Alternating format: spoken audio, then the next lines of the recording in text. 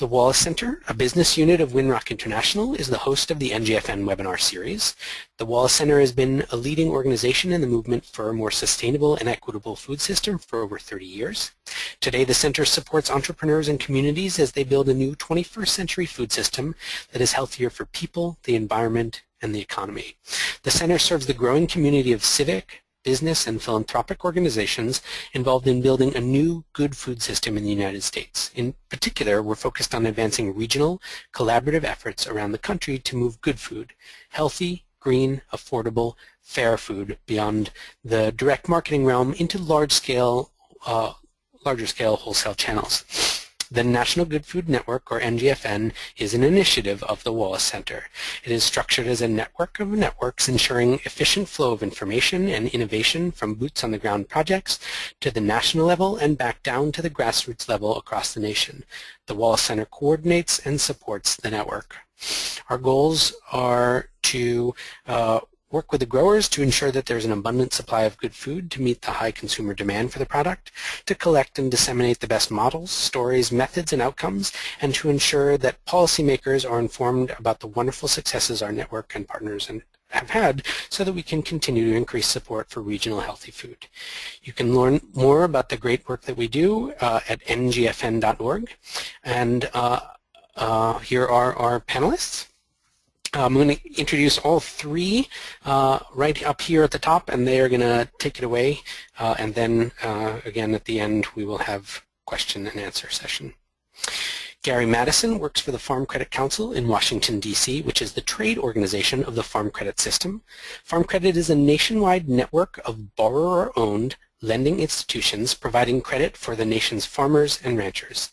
As the Vice President for Young Beginning Small Farmer Programs and Outreach, Gary seeks to identify and meet the needs of the next generation of farmers and ranchers as part of Farm Credit's enduring mission of service to agriculture and rural America. Until recently, Gary was a small farmer operating a wholesale greenhouse business in New Hampshire, including raising cattle for the local freezer beef market. He holds bachelor's degrees in agronomy and biology from the University of Connecticut. Chad Gorenser is a program associate for Morse Marketing Connections, a partner in the NGFN Food Hub Collaboration.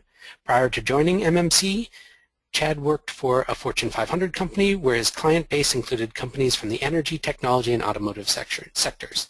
Chad graduated from the University of Michigan Ross School of Business with a BA in Business Administration. Erin Pirro is a farm business consultant and vice president for Farm Credit East, the Northeast's leading financial service cooperative for agriculture. Her work is centered on successfully helping customers analyze their businesses from many angles in order to pinpoint methods for improving their profitability. You will see that here in this webinar.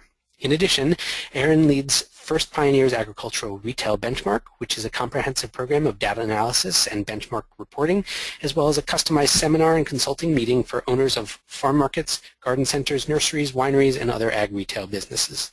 Erin received her undergraduate degree in resource economics and her master's degree in agricultural economics from the University of Connecticut.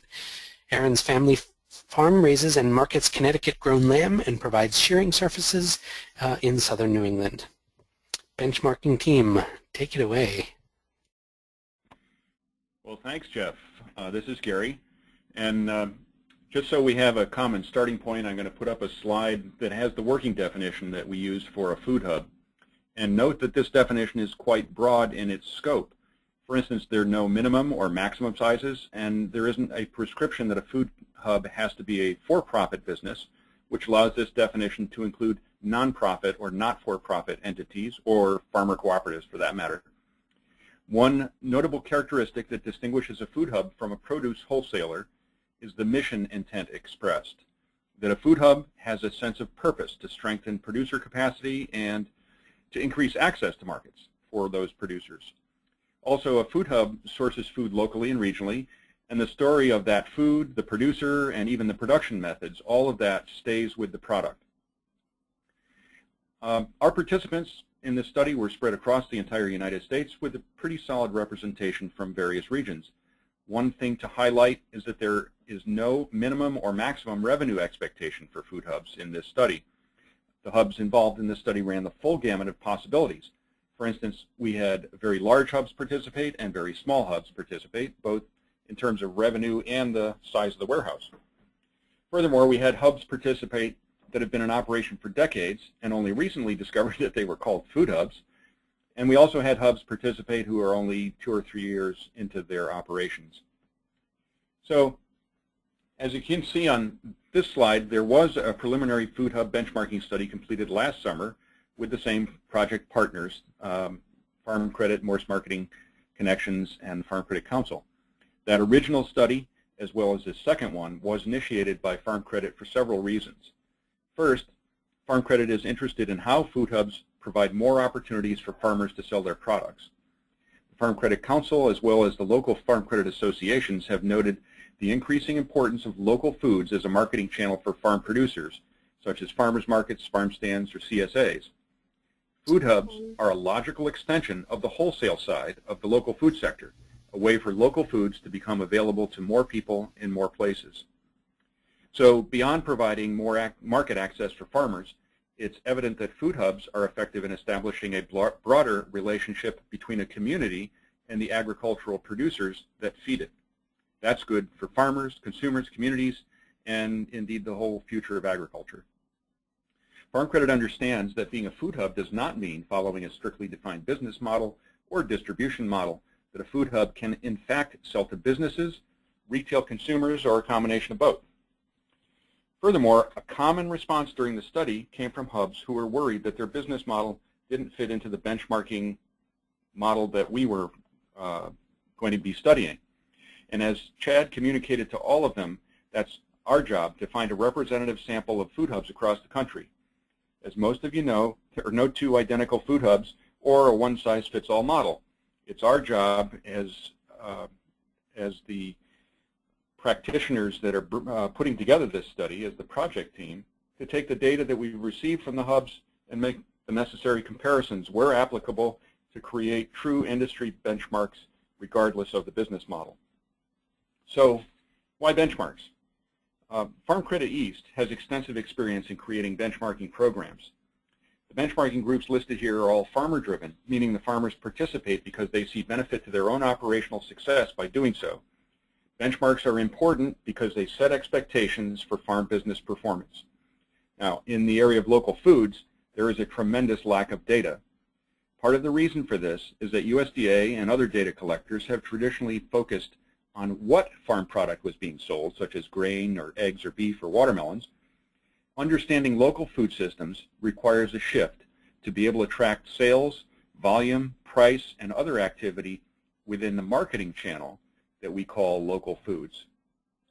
Understanding how this market sector works is important not just to farmers and food hub operators, but also to lenders like Farm Credit. We need to understand where the risks are for the individual farmer, for each business function in the value chain, and for the sector as a whole. We expect that consumer-driven demand for local foods will continue to grow in economic significance for farmers and in cultural significance to communities that will also, in the end, benefit farmers.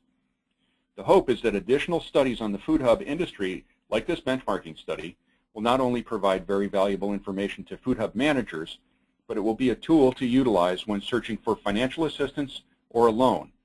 The idea that you can evidence actual, real results from the industry and pinpoint how your hub compares to your peers will be advantageous to the sustainability of your own food hub business.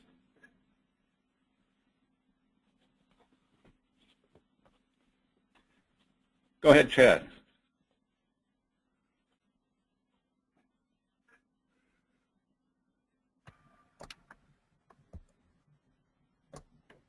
All right, Chad's having a little trouble getting on. I'll just keep going through the next slide. A typical benchmarking study collects actual financial results as well as operational measures, such as how many miles were driven by delivery trucks or how many were employed. This information is compared to similar businesses and then analyzed to determine a range of performance. So the typical benchmarking study process is collect information, compare information, then analyze the information. For those of you who are curious, we ask for the same information from every hub, as Chad will get into a little bit later. The information gets input into the benchmarking tool in the same manner, regardless of the business model, mission, or legal structure of the food hub. That's when we start breaking down the information and decide how we want to compare the hubs, which ones are similar and which ones need a new category. This is all part of the collect, compare, analyze methodology to the benchmarking study. So here's a list of what Farm Credit expected to accomplish in this Food Hub benchmarking study. The first challenge in analysis of the data is to figure out what things should be measured that will yield the best insights as to how the Food Hub business works. By way of analogy, if you want to understand why your favorite baseball team is doing well this season, you can count balls and strikes or batting averages or on-base percentages, but you better be sure to count how many runs were on the scoreboard at the end of the game too, because that's what really matters in the end. The value of benchmarking rests in its ability to give the big picture of the sector being studied, as well as very detailed information about how each participant in the sector might be able to improve financial and operational performance. Chad, you want to take it from here?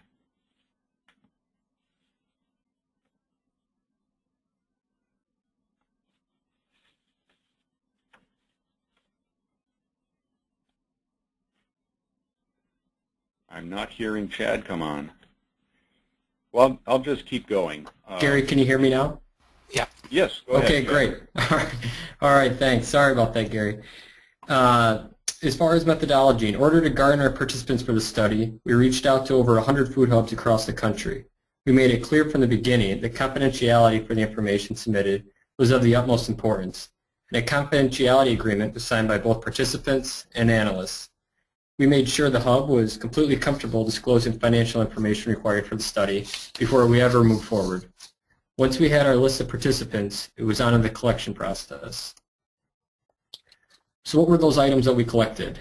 Here's I guess a good screenshot of what the data questions looked like. But in addition to those, we also asked for the 2012 and 2013 balance sheets, 2013 profit and loss statement, 2013 statement of cash flows, and an enrollment agreement to go along with these data questions. In order to better understand each hub's unique model, we asked a series of questions so we could put the numbers in context. Questions included, what year was the hub established? From how far do you source? How much money do you spend with your largest 10 vendors? What are the sales dollars to your largest 10 customers? Or, for instance, who do you sell to? Options included restaurants, grocery stores, institutions, direct retail, processors, and other distributors. This data helped better paint a picture of each hub. The key to all the data was accuracy, detail, and organization. We wanted to make sure we knew as much as possible about each hub and that we were accurately representing their 2013 financials in the study. There were several calls to clarify points. Like any benchmark, revenue and top-line numbers were important, but we were really focused on the cost categories and how those dollars were being spent. The data was collected from the participating hubs over the last 6 months and only focused on the 2013 calendar year. We received full data submissions from 47 hubs, and obviously there were a number of different product mixes and a variety of revenue streams. However, we did our best to compare hubs across the industry on a level playing field by simply looking at their financial performance regardless of their model. Overall, the team was very impressed with the financial data that we did receive from participants. By and large, the information was very detailed, well organized, so kudos to the hubs that did participate. And lastly, before I hand it over to Aaron in the meat of this webinar, I'd like to thank all the participants in the study. Thank you for your patience over the last few months as I followed up multiple times with clarifying questions, I'm sure while you were in the peak of your business season. The Food Hub colleagues that I worked with were terrific in their cooperation. The study and its ultimate findings rely on the participation of food hubs, so we cannot express our gratitude enough to those of you that were willing to participate. We literally could not have done the study without your help, so thank you again. With that said, I'm going to pass the presentation on to Aaron, who will discuss the actual benchmark results. Thank you, Chad. All right, now let's dive into the numbers. I'm a big fan of rolling up our sleeves and seeing what we can find out, because the numbers tell us a story if we know how to look at them and how to interpret them appropriately. To give you a snapshot of the hubs that we were looking at, we actually had 48 hubs that submitted information, and you can see 2012 study with 18 hubs that had participated here just for reference. It's important to note that this is not a trend in the making because we did have a much different sample size with a lot more hubs participating. However, we thought it would be important to include that for reference. So this year, as we looked at these 48 hubs, the average age was 7 years in business. The average revenue was pretty good size, and most of that revenue, $2.83 million, is coming from product sales, totaling $2.5 million. Enterprise income made up another $108,000, and that would be things like delivery, perhaps brokerage fees, membership fees, if hubs charge those, both to their vendors as well as their customers. Some hubs charge for events. Some hubs rented out their equipment. You name it. It's another business enterprise, maybe not the main focus of the hub, but still something that generates revenue. Our hubs this year were open for an average of 276 days. So that may reflect not just being closed on weekends, but some seasonal as well. Average facility was just shy of 7,000 square feet with 2 loading docks. And the delivery fleet was on the road quite a bit, driving in excess of 40,000 miles. The product that our hubs are working with comes from within 385 miles on average. This is a tricky one because everybody has a different definition of local, and everybody pulls products from within their own state or within a prescribed radius that they set for themselves. Only 3% of the hubs are strictly organic, meaning they only source organic products. It's not to say that the rest of the hubs don't source organic products, but these 3% were strictly organic products. About a quarter of the hubs grew some of their own products, and almost a third of the hubs buy from their incubator farmers as they are helping these folks get up and going and providing food for the communities. Of this year's hubs, 38% had not-for-profit status, which, as we heard at the Food Hub conference, and we'll talk about again today, doesn't mean that they don't make a profit. It just means they have a social mission as well.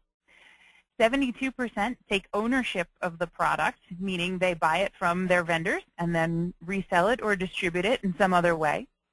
Very little in-house processing goes on, for instance, taking tomatoes and making salsa or sauce.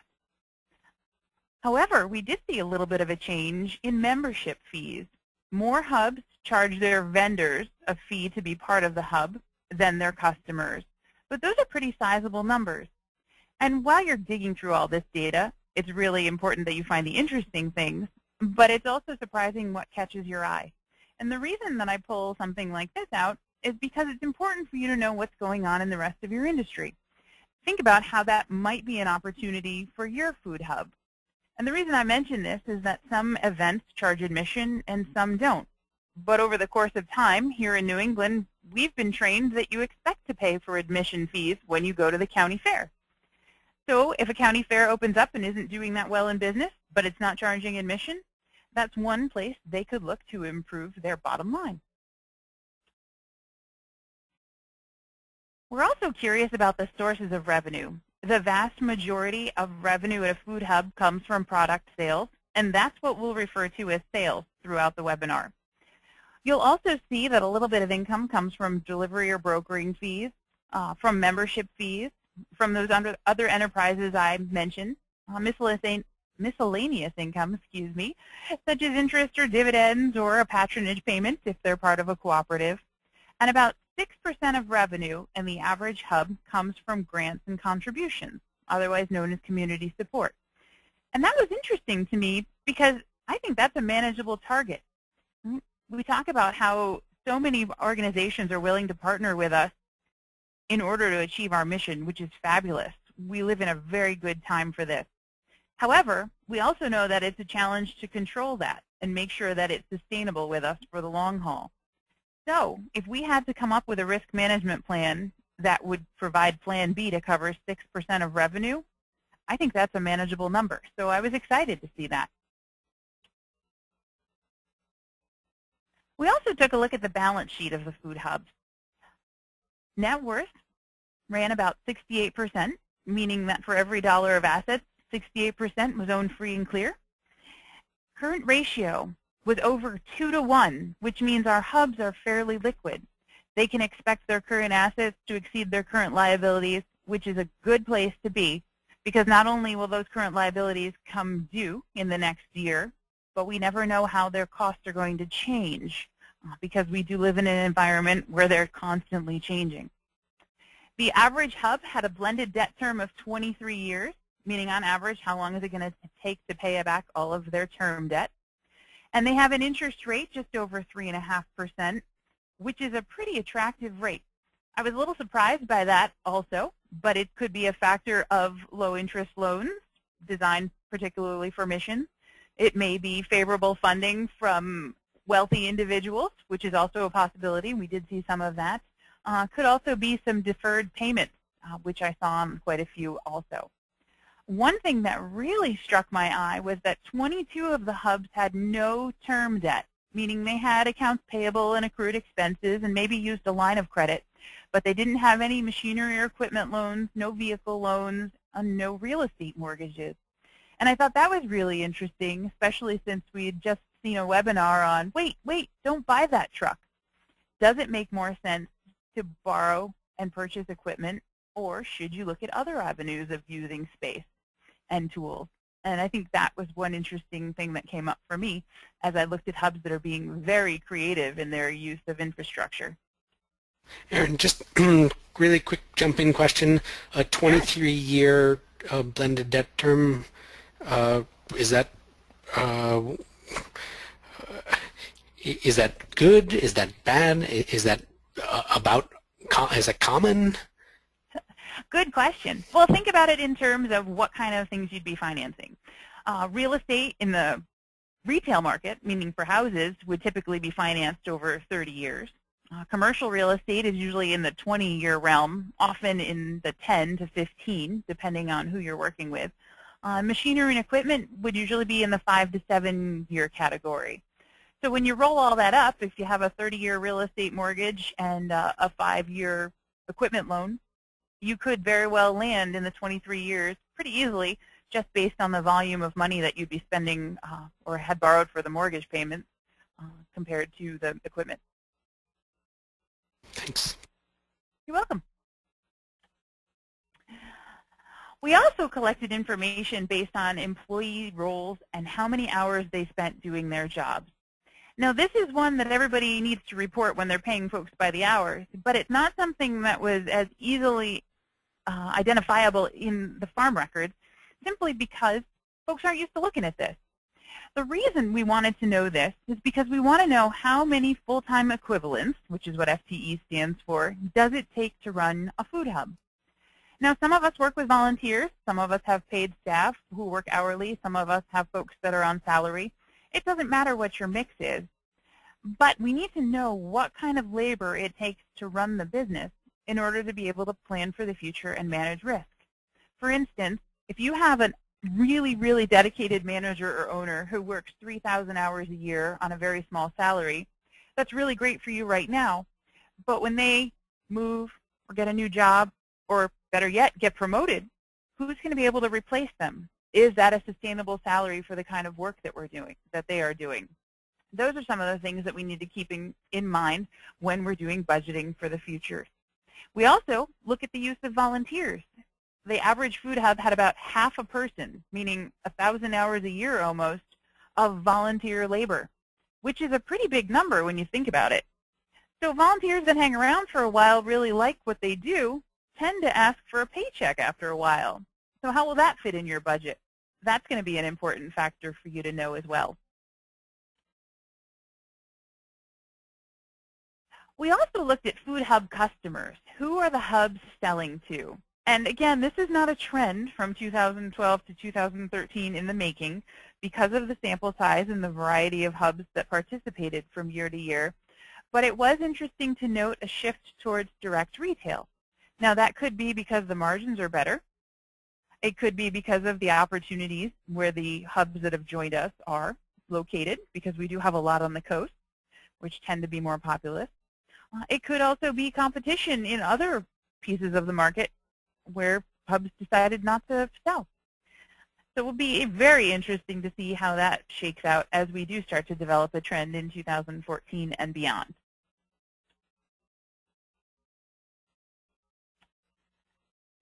One of the things that bankers always look at, and Jeff and I were talking about goofy banker ratios, we want to know how concentrated our hubs are, not just as sellers of goods or distributors of goods, but also as buyers of goods. The average hub here worked with over 400 customers. If any one of those customers was to go away, what kind of an impact would that have on your business? In this case, the largest customer accounted for about 13% of revenue. So actually, less sales than the grant revenue that we saw earlier on. So that's one thing we can keep in mind and develop a risk management plan for. If we were to lose the 10 largest customers, we'd lose about a third of our revenue. So how would we replace that? What's plan B? That's what analysis like these are designed to get you thinking about. We did the same thing with vendors. The average food hub is working with 55 vendors, 40% of which are farmers. And almost a third of them are required to have a food safety certification in order to work with you. About 9% of purchases come from the largest vendor, and about just shy of 30% come from the largest 10 vendors. We know as consolidation happens, it gets harder and harder to find packaging materials that were the same as what we got last year, for example. So it's important to know where our backup plans are and where additional sources are.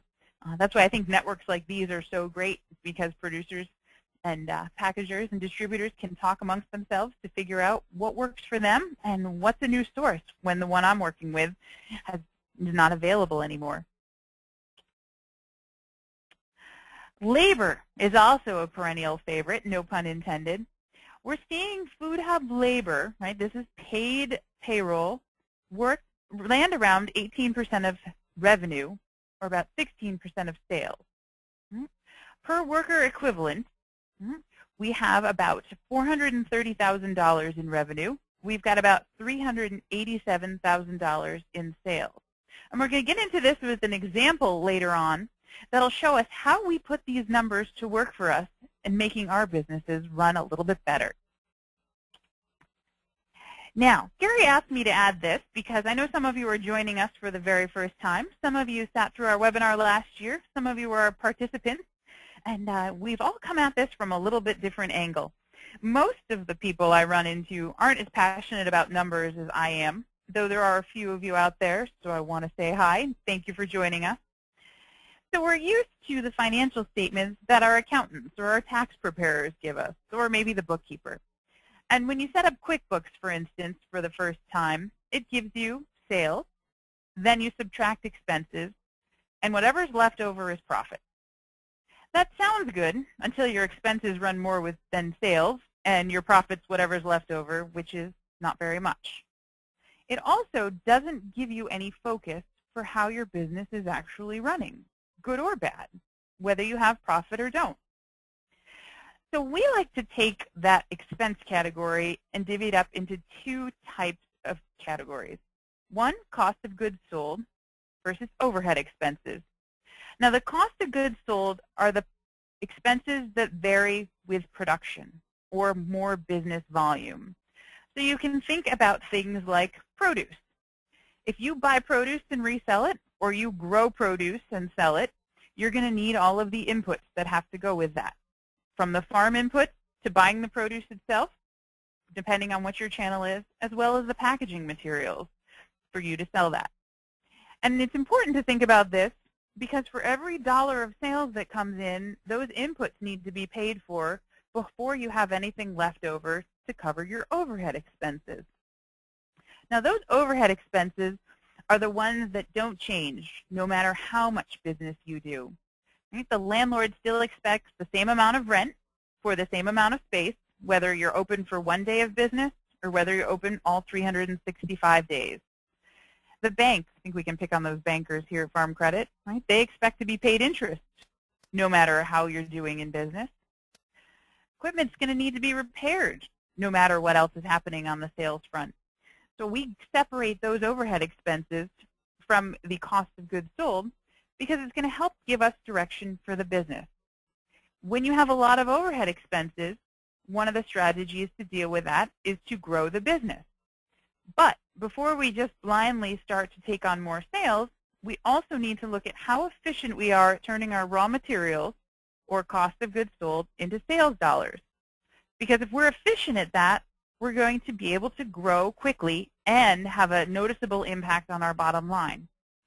But if we're very inefficient, meaning we run with a very little markup or a very low margin, we're going to have to make it up on volume, which means doing way more business than we had ever thought of before. That becomes quite a challenge because there are only so many hours in the day. There's only so many people that can work so much harder. So knowing where your business stands related to these two categories will really help focus you on the strategy at hand for the coming year so that you can take that and make it a building block for future success in your long-range plans. Now, those of you that have just joined us, this is something that's probably very new to you.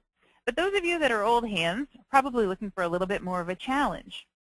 So that's why we take one more step and we look at the cost of sales.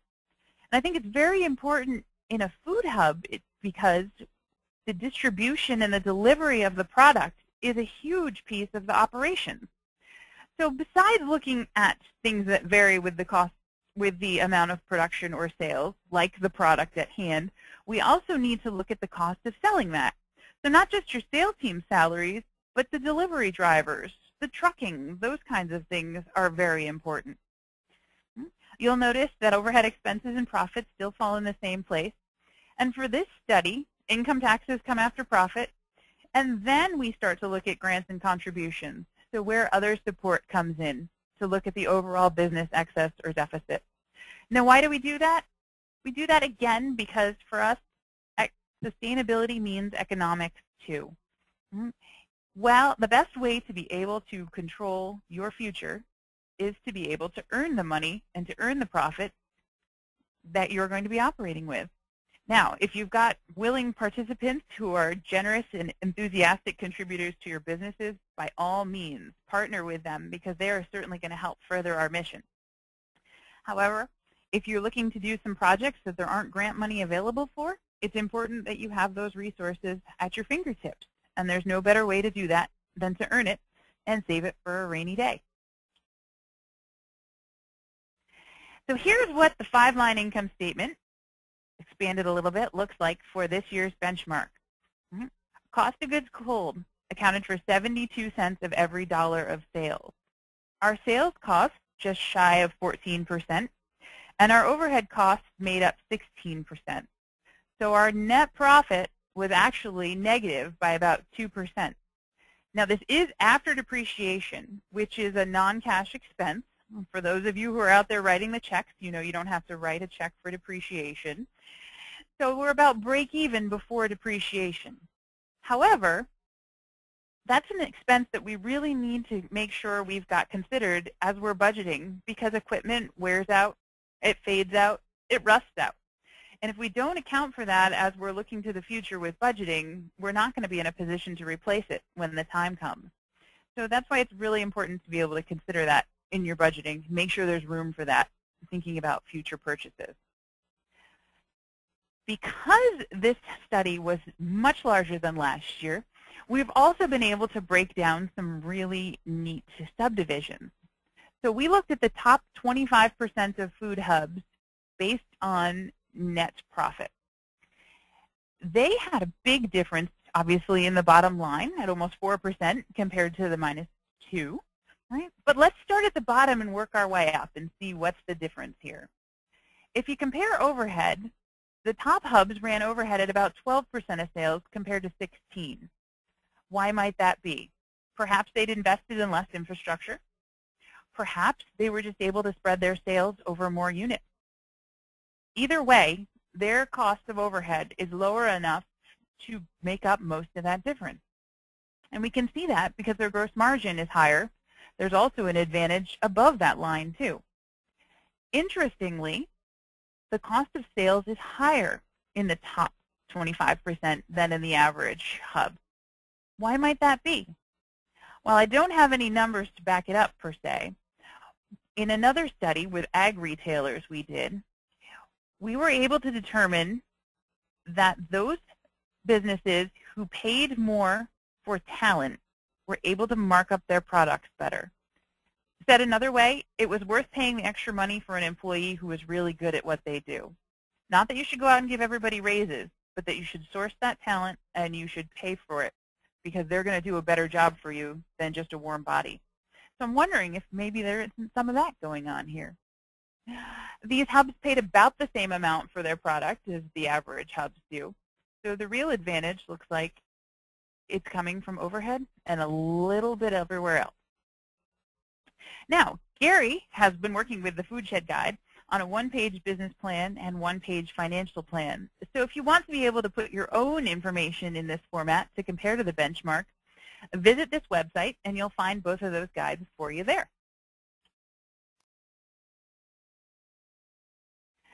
Now, knowing that some of you aren't as numbers-oriented as I am, we figured graphically presenting some of this information would go a long way towards making it relative, making it make sense.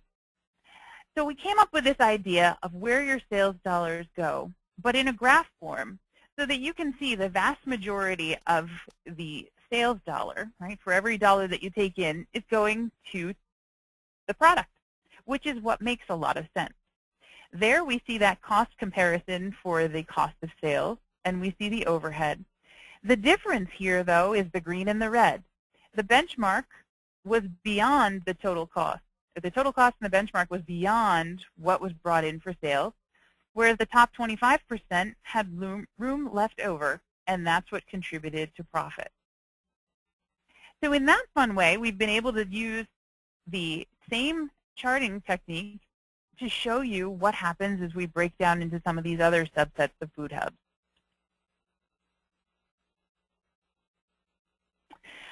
For those of you that are wondering, how did the performance happen or end up overall with the grants and contributions and income taxes?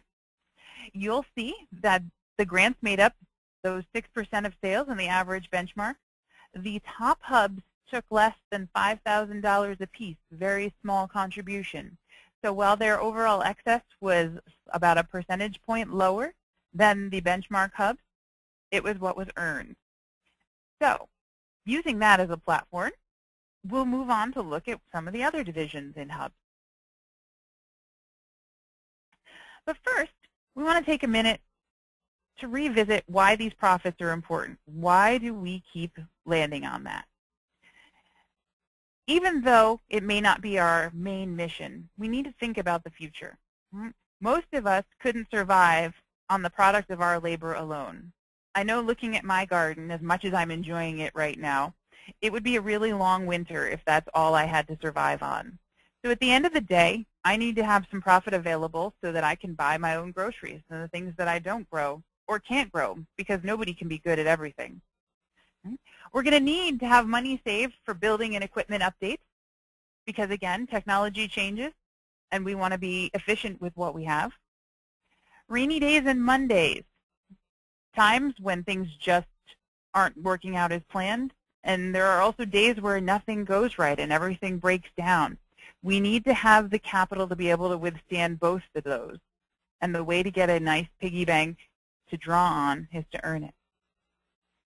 We also want to grow and expand. And that takes money, not just to acquire new infrastructure or asset bases, if that's the way we've gone, but to fund the accounts payable, right? We need to be able to pay for the product because when you take it from your vendor, they want a check right then and there, and you don't get to turn it around unless you're a CSA, which is a great move for cash flow. You won't get paid for your product until it's sold, and sometimes your customers take terms, which means you've got to have the money to be able to fund that in the meantime. If you're going to bring in the next generation of your business, that's going to cost money because somehow the business has to be able to pay for it. It also needs to pay for your savings in retirement, or that generational transfer is going to be way more expensive because the incoming generation is going to have to pay you to fund your retirement.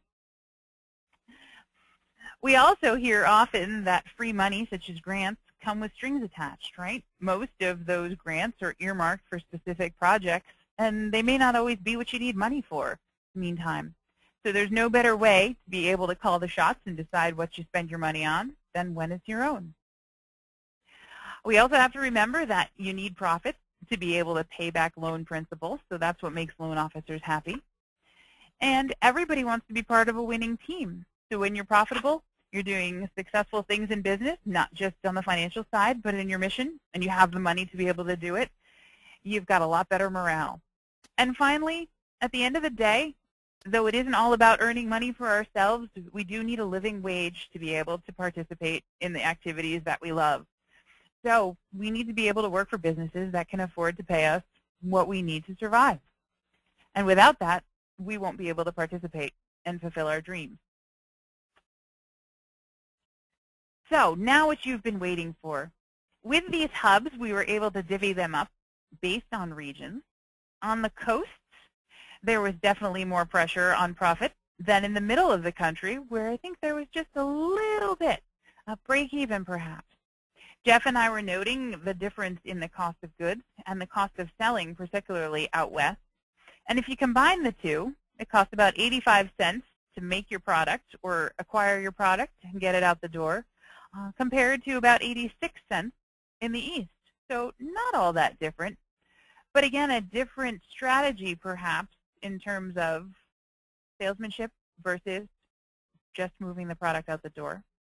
We also considered the fact that it might not be that the product is more expensive in the east part of the country or the middle part of the country, but it may also have something to do with the prices that we're charging.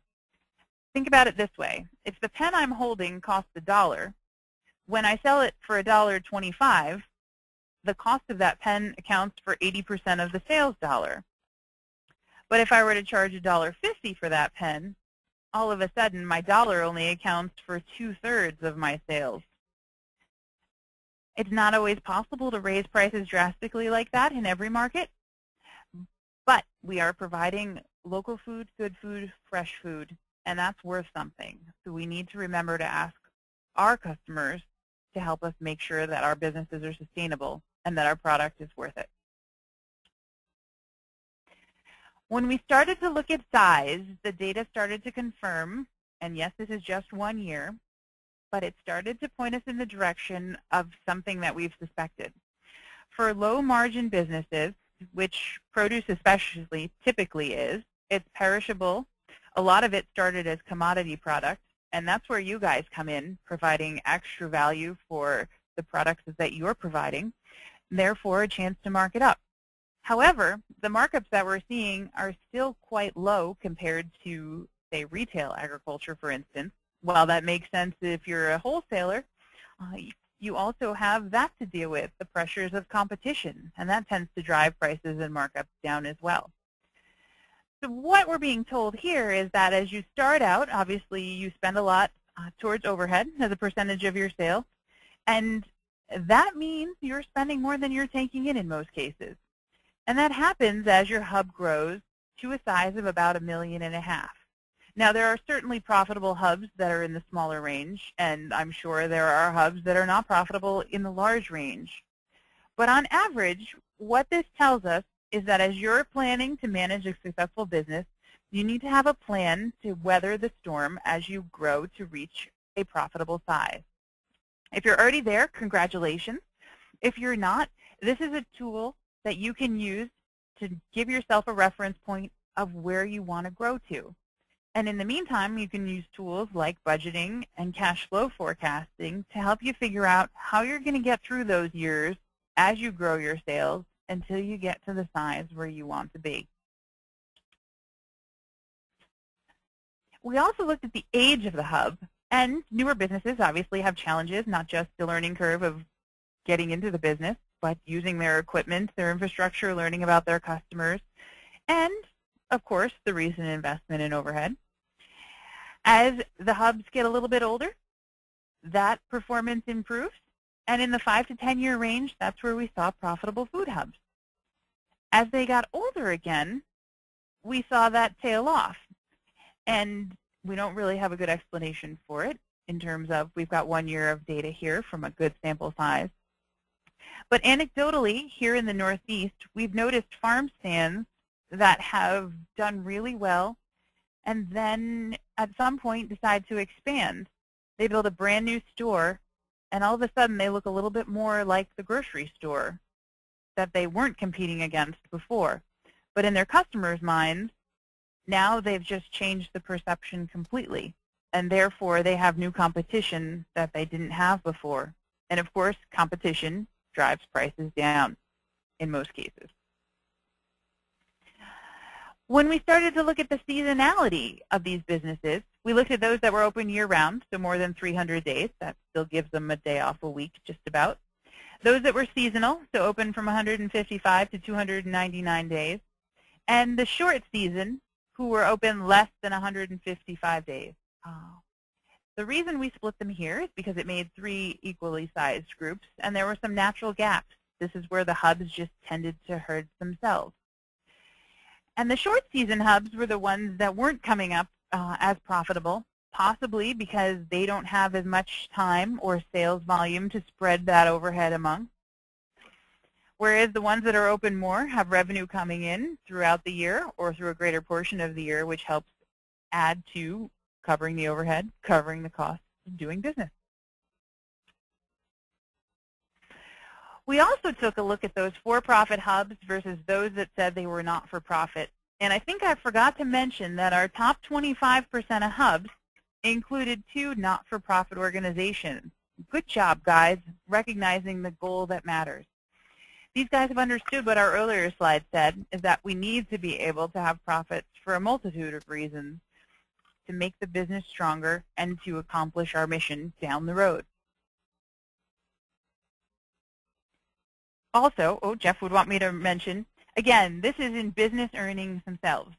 We're not taking into account the grants or contributions that are received here, so these hubs are fully funded in most cases. However, there are some that are still falling short. But grant income is not included in these analyses. Thank you, Erin. You're welcome. Now let's move on to an example of how you can use the benchmark as a tool. The first step of this is going to be analysis, so we need to collect the data. And we use labor as an example that would be relevant to just about everybody. First, we need to collect the wages. And these are the categories that we asked you for. I'm going to aggregate them now in the interest of time. So in my sample food hub, right, this is an example, not of anybody's individual data, because that all stays confidential, but a food hub that I created. We spent $218,350 on wages. We also need to include the rest of our labor costs, which includes payroll taxes, so our share of FICA and Medicare, the unemployment taxes, and any other similar ones in your state, like New York Metro has the MTA tax. We need to include workers' compensation insurance. Though your accountant and maybe your bookkeeper plunks that down in the insurance category, it's really a cost of labor, because the more labor you employ, the more of workman's comp you're going to have to pay. So if you have a minute, just rearrange your books to include that in with the labor line, because you're going to thank yourself later on when you make it easier to do this analysis. We also need to include benefits. Anything you pay for on behalf of the employee, such as health insurance. Some of you gave stipends or just reimbursed medical costs. Some offer housing, some offer life insurance. If you give them food, even the leftovers, that counts too. So when we add all that up, we've got about $273,000 worth of labor expenses. So now what do we do with it? Now we're going to do the analysis. How does this compare to our sales and to our revenue? We're running at about 21% of sales. Is that good or bad? Hard to know without a reference point. And that's where the benchmark is a really useful tool. In some industries, that would be phenomenal. And in some industries, that's way more than anybody could expect to pay and survive. So let's see where we stand with food hubs. When we look at our hubs compared to this year's benchmark of all hubs, which is 18% of sales, when we look at hubs that are our size, right, we were $1.3 million, they're at just about 18% of sales. And the top 25% was really, really efficient with their labor, spending only 14% of sales. So what do we do with this number? Well, First off, we're about 2.5% above the benchmark, which means we're spending more on labor than our peers. Is that a good thing or a bad thing? We've yet to determine that, but it is $30,000, $32,000 in fact, that we might be leaving on the table. So let's take it a step further and discover where our opportunities are. Is it on the cost side, meaning are we paying our labor too much? That's every boss's first thought, by the way, but it's not always the right answer. Are we on the sales side? Is there something missing here that would bring that number into line? Or is there an efficiency issue where perhaps we're paying our people too many hours to do something that could be mechanized and therefore much more efficient, take a whole lot less time? All good questions to ask yourself when you find yourself in the comparison situation. So let's look at this. When we see that our labor is too high, what's the cost per worker equivalent? Well, from this hub, we've got about just shy of 6 full-time equivalents. And if you remember from our methodology, we add up all the hours that are worked in a food hub and divide by 2040, which is a 40-hour work week, less 1 week for vacation or whatever else you may do. And the reason we pick that is just because we need a standard. So every food hub is considered on the 2040 hours as a worker equivalent. Some of you may have workers that work many more hours. Some of you may have part-timers that work less or seasonal people. But that's a really useful tool to standardize how many labor units are needed to run your business. So in this case, the average worker costs us about $46,000 just based on our spending. However, when we do the math backwards, wages account for 80% of that, or $36,000. Now that's going to depend on where you live, whether you think that's an awesome wage or you're going to be eating ramen noodles, right? The old college joke. So is that really the answer? Are we paying our people too much? Where I sit, that's an okay wage for a full-timer. It's not setting the world on fire, but you can certainly live on it. And each of you is going to have your own comparison based on your regional differences, cost of living, experience, and where you are in your business cycle. But from this example and the data at hand, I don't think cost is really the area that we need to be focusing on. But we haven't finished our analysis, so let's move forward. Looking again at revenue and sales, we also need to consider, is there an opportunity here? So we use a tool called revenue per worker equivalent, or sales per worker equivalent. And when we do the math, which is just dividing our total sales by that worker equivalent figure that we calculated earlier, we see that we're getting around $222,000 of revenue per worker equivalent. Since our revenue is mostly sales, the sales number doesn't differ very much. But when we look at the benchmark, we can see that sales figures and revenue figures are much higher for the average hub. So this is telling us that the opportunity is in the sales arena. Now, what does that mean? It could be a lot of things. It could have to do with pricing. It could have to do with efficiency. It could have to do with motivation. You name it. So we need to sit down and think about, should we be doing more or different marketing? Do we have the right people doing the right jobs? Just because someone says they're a salesperson and can move product and give customers what they want doesn't mean they necessarily have the personality for it. We might have the opportunity to give our sales staff some training so that they're better at what they do. Maybe there's bottlenecks, such as the product doesn't come in when our customers want it because we've got a supply chain issue. If we could fix that, we could sell a whole lot more product. We have to look at pricing also, because if we've tended to aim on the low side of things, we might be leaving money on the table. Sure, that's good for our customers up front, but if we're not around to provide good food to them later on because we priced ourselves out of business, that doesn't help anybody. We also need to think about having a marketing plan with a goal, right? And remember, goals are dreams with dates on them. How are we going to accomplish that? And we need to make sure our entire team knows the plan, because they're going to be part of its success or lack thereof. You can also see why there's more power in management records than just tax records when you consider freight versus delivery costs. Now, your accountant or your tax preparer is going to use the same line for those simply because that's where it is on the tax form, and that's what you pay them to do. However, when you come right down to it, freight really should be part of your cost of goods sold because that's you paying to get whatever your product is to you.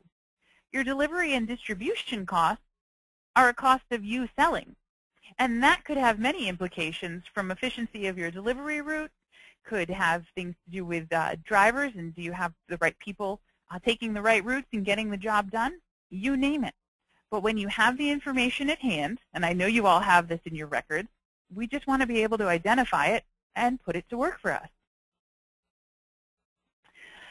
Finally, there's only a couple of things that you were able to remember from today's webinar, where we've been through a lot of different numbers. Food hubs are low-margin businesses. We often see that with perishable products or commodity products. Now, what we're trying to do is make sure that folks recognize good food is not a commodity, and that's where you come in. You're adding value every step of the way, and you need to make sure that you're compensated for it. You need to keep an eye on efficiencies also, right? Trucking doesn't make any sense when you go from Boston to New York, back to Boston, then to Albany, then back to Boston. If you can make that one trip, and that's a silly example, I know, but think of where that creeps in your business, right? Labor efficiencies. Don't be afraid to push a pencil on mechanizing something if it's going to save you labor costs. Right? Shrink. Something you do that you don't get paid for. Product you throw out, product you give away, or markdown. You don't get paid the full price for it. Those also eat at profit. Watch your markup, so make sure you're pricing appropriately.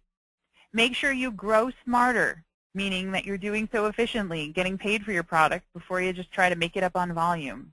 Because if you do, you'll work smarter, not harder. And at the end of the day, profitability is key to achieving your mission, because it means you have the resources to accomplish whatever it is that you set out to do, and you get to call the shots doing it.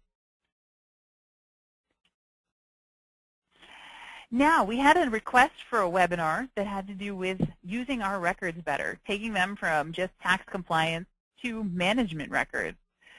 Things like making sure you use the capacity of your system, making sure you reconcile your checkbook regularly, and record items for what they are, making sure the labels match. Avoid catching everything in supplies, because that's a really big category that we see often. Concentrate on sales and products and markup, not necessarily the location. But if you're, again, using the capacity of your system, you have the ability to do that. Make sure your sales departments match your cost of goods department, so you can see what faction of your business is providing what for you. Some are going to be winners and some are going to be losers. And that's going to be an important thing for you to identify, so you can make a decision about continuing or changing or maybe just tweaking. And finally, one thing every small business has a challenge with is cash flow.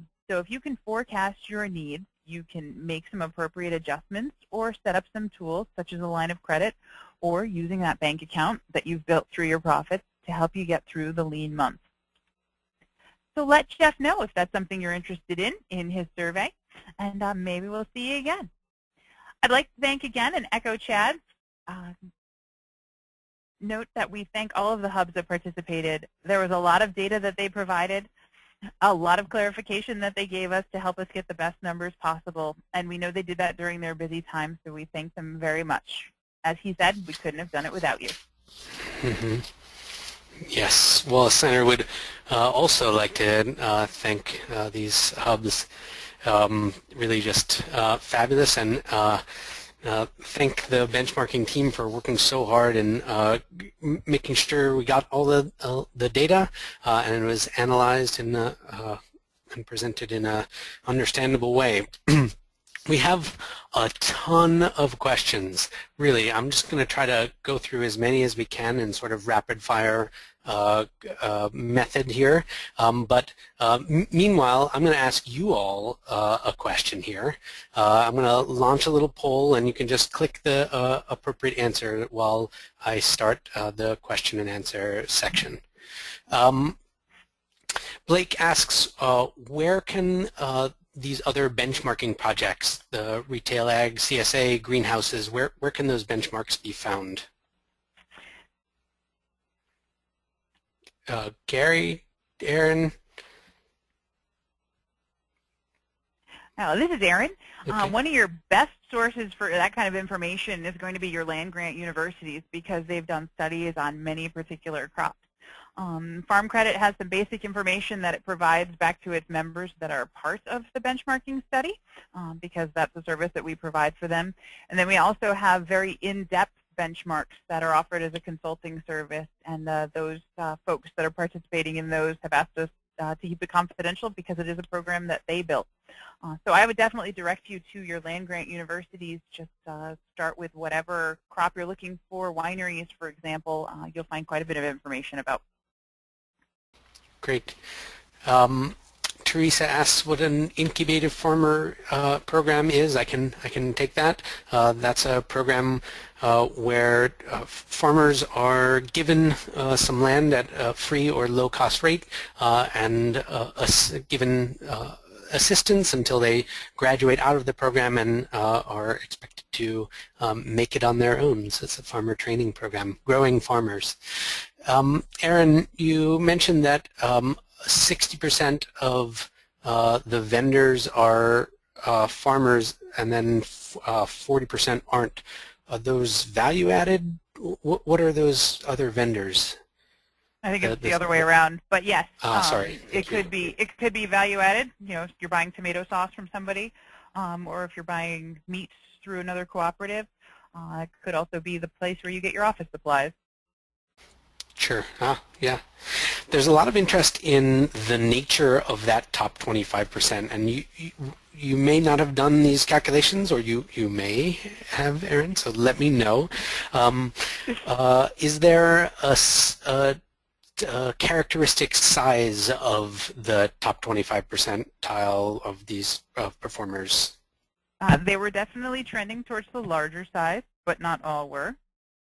They were more efficient with their gross margin in terms of, as we saw, making sure that things were priced appropriately as it related to the cost. Not to say that they were necessarily high priced, but just they were able to make sure that that ratio stayed in balance. So they were earning a little bit more on every transaction they made. And obviously the bigger you are, the more the nickels and dimes add up. So don't be afraid to think about that as you work in your own hubs. Mm-hmm. It does matter over time. And did there tend to be an age difference? Were they the older hubs? Were they in that 5 to 10 year sweet spot? Good question. I don't know that off the top of my head. That's Okay. one we can look up and put in the paper. Sure. Yeah. Speaking of the paper, someone asked. I can't see the name right now, but someone asked if medians and other percentiles will be part of the written up paper. I think that's what we did some of last year, so it'll depend on how long it is and how much room we have. Right, Chad? Right, correct. That's right, Aaron. And no, I think I'm back on. No, that's right, Aaron. And to add on to that, because I believe there's a question about that I saw, Jeff, during the webinar, is a related question about, you know, what's the max, what's the min, that it all goes back to we'd love to be able to break it down, you know, it is in a fine detail as possible, but the farther down you break it, the more potential confidentiality is lost, and that's the last thing we want is to make it too, I guess, obvious of where the numbers are coming from and specific hub numbers, that is. So when we put out the report, we're going to do our best to make it as worthwhile, and as Aaron keeps categorizing it correctly as a tool, you know, that's what it is. But with that said, we have to be respectful of the participants and you know, and their trust in future studies that we hope happen to show that we're not you know, losing that confidentiality. Mm-hmm. Sure. And to that point, there were some questions on the various different categories that were presented, for instance, the geography and others.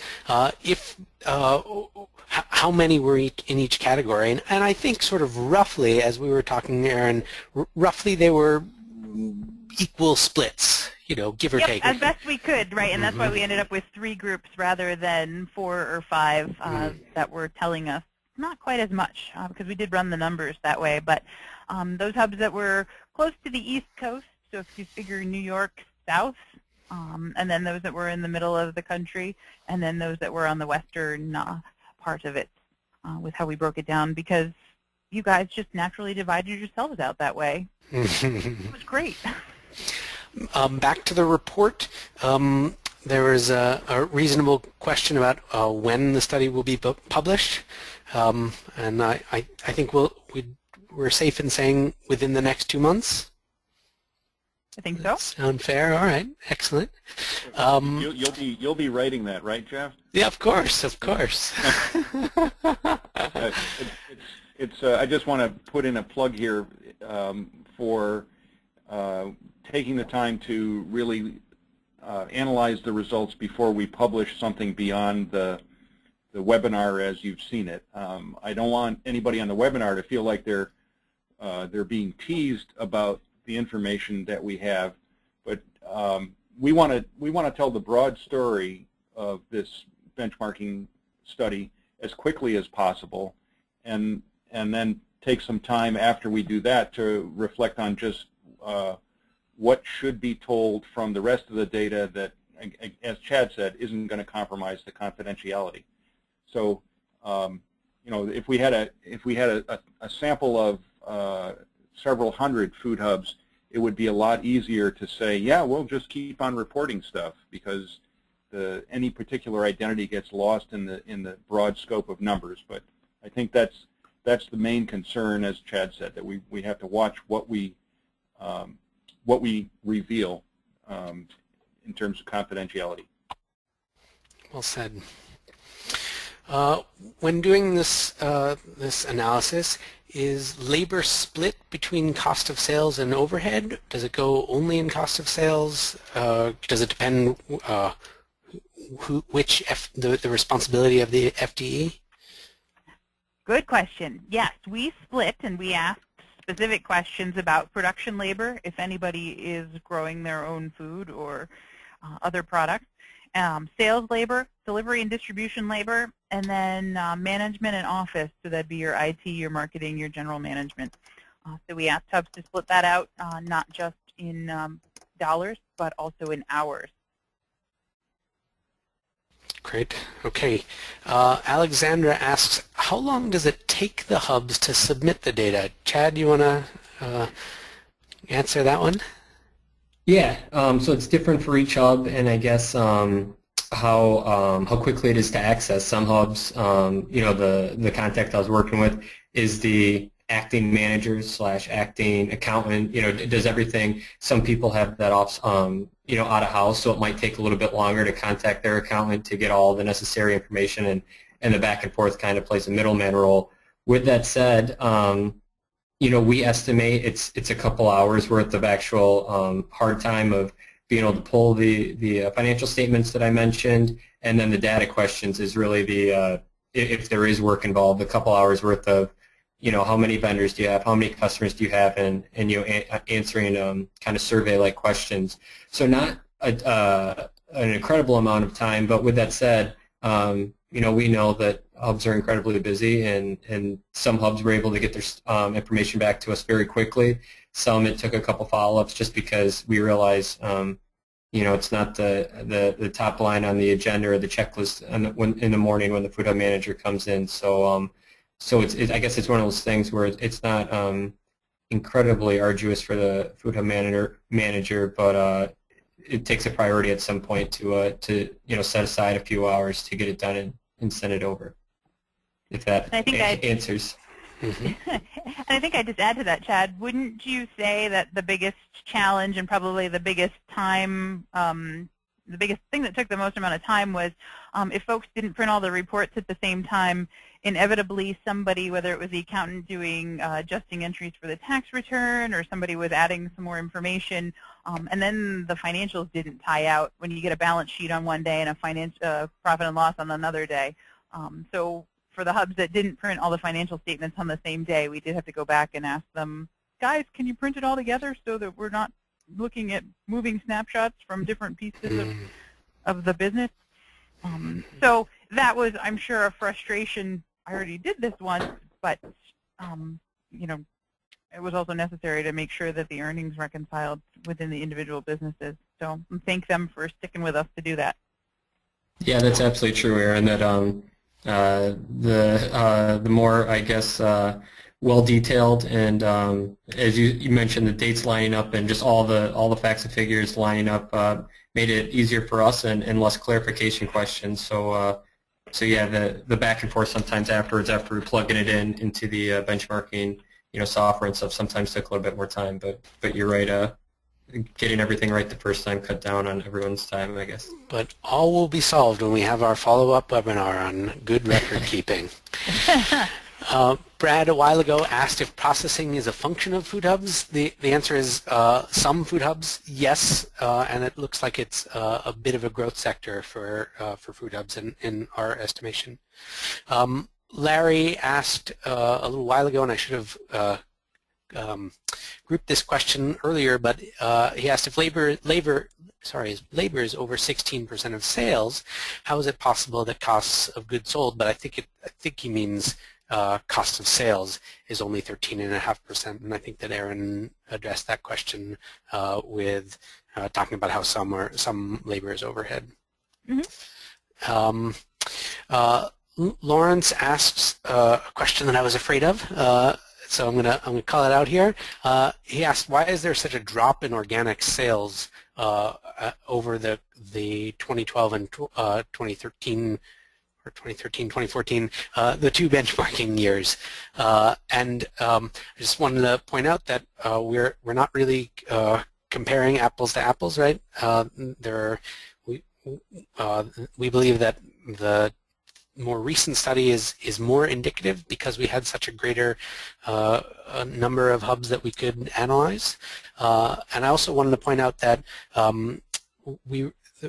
correct me if I'm wrong, Chad and Aaron, but I think we only asked if hubs are doing exclusively organic sales, and we didn't ask percentage of sales that was organic. Correct. So that small percentage, very small percentage, represented from a bigger population, but also it was exclusively organic as opposed to folks that handled organic product or sourced organic product. It was very likely part of the mix on many of them. Just from visiting their websites, I could tell that. But it wasn't exclusive. Locally grown product also had a very strong showing, even if it wasn't certified organic. And that may be an expansion of the benchmarking study, is looking a little bit deeper into organic and other sustainable practices, and sustainable, of course, is a little hard to define, but organic isn't. So so we might start asking that sort of percentage of organics within hubs that are not exclusively organic. Teresa asked if there's a good benchmark percentage for sales from the top 10 vendors. Is 30% a good target to shoot for? You need to balance having a tremendously large number of vendors with being too dependent on a single or small set of vendors. What is a good number for risk management there? As long as you can stand it, right, the more options you have, the better. And that doesn't necessarily mean that you need to do business with all of them all the time, but you want to have that relationship. So if, for instance, the packaging company that you use discontinues the size box that you really loved, you have a plan B. I don't know if there's a prescribed number, but how well can you sleep at night if you knew your largest vendor was going to disappear? Or likewise with your customers. If your largest customer disappeared tomorrow, how well would you sleep? And that's going to be a better test than a particular number. Fair point. Fair point. Were you able to do any analysis on profitability of food hubs in rural versus metro areas? I didn't, but I suppose we could pull out zip codes and match that with the census information. Chad, you don't have anything to do this weekend, right? Yeah, exactly. I'll get right on that. We'll make that a priority. What were you going to say, Gary? I was going to say that gets to be a little difficult because you're looking at the establishment and zip code location versus where the stuff is being sold. So even if we were to put in the zip code of where the food hub is located, it wouldn't necessarily allow us to say, oh, it's a good comparison point to some other zip code that's in a metro area. So you get, the further, that's the risk here. The further that you sift, the less reliable that sort of conclusion would be, especially since, if we had the zip code for every customer, then we could start doing that kind of thing. But we don't have that extent, nor do I think we want to have that extent of information. Mm-hmm. Sorry, I misunderstood. I would have just gone with where the business is headquartered. Mm-hmm. Well, I wonder if a reasonable proxy is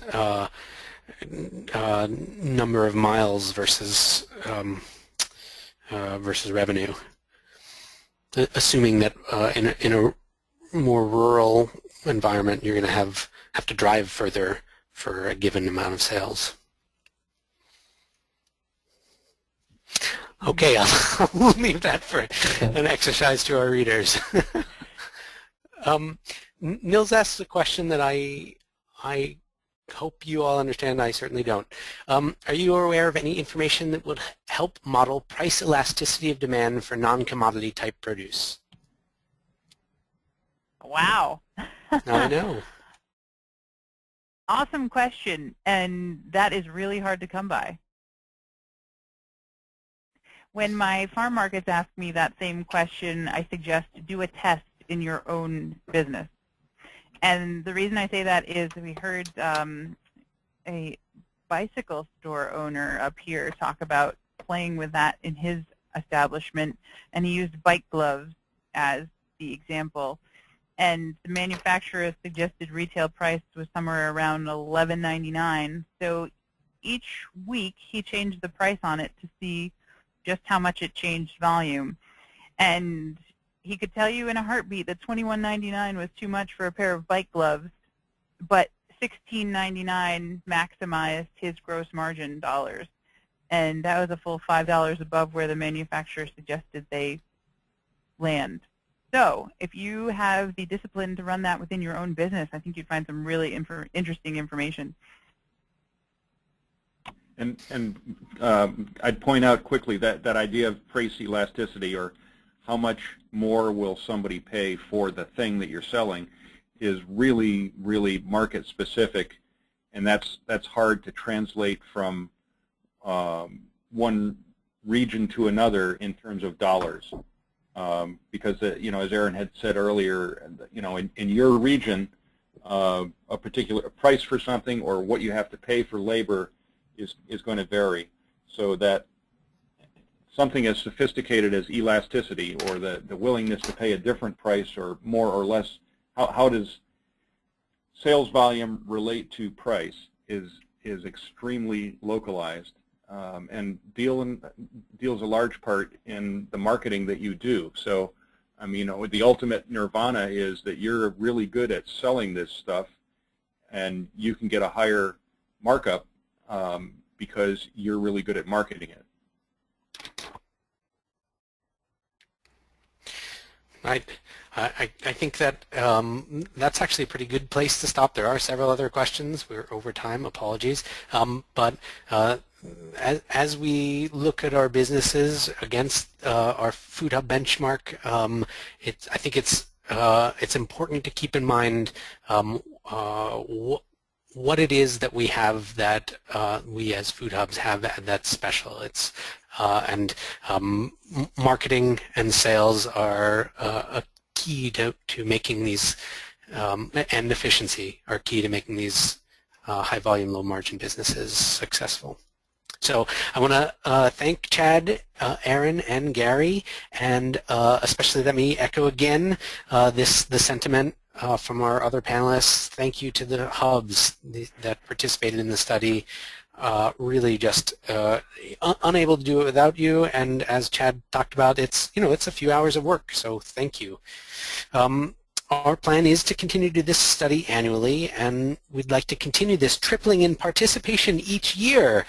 Obviously, there's a limit to that, but the more investors and lenders are confident in this sector, the better chance we have for a sustainable set of businesses. So when the request comes around for volunteers to be part of Food Hub study next winter, please, or this winter really, please seriously consider being part of the study.